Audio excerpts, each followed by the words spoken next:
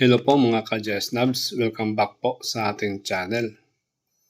Meron pong bagong Notice of Cash Allocation na inilabas ng DBM. Ito po, para po ito sa Region 12, para sa Alamada High School. So ano ba ito? Tingnan natin.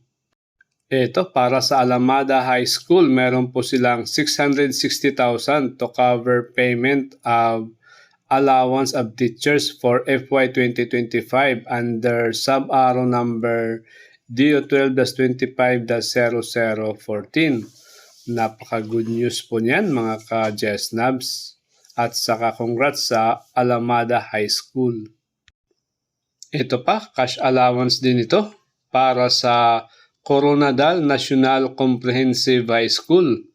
Meron kayong 4,351,000 pesos to cover payment of cash allowance of teachers for FY 2025 under sub-arrow DO-12-25-0009. Kasama din yung Saravia National High School. Meron kayong 550,000 pesos to cover payment of cash allowance of teachers for FY 2025. Nako, napakagandang good news po niyan, ano? Sana all na lang. Meron pa po ibang mga benefits na nandito, tingnan natin. Ito, para sa Mabini National High School, meron silang Notice of Cash Allocation na 111,529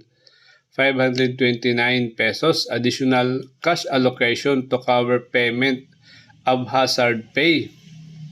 Merong 96,731 at saka yung subsistence and laundry allowance na 14,798. Health personnel for the current year 2025. Nako, congrats sa mga taga-medical section dyan sa Mabini National High School. Ito pa, the same na benefit sa Magdiwang National High School. Meron silang 108,648 pesos.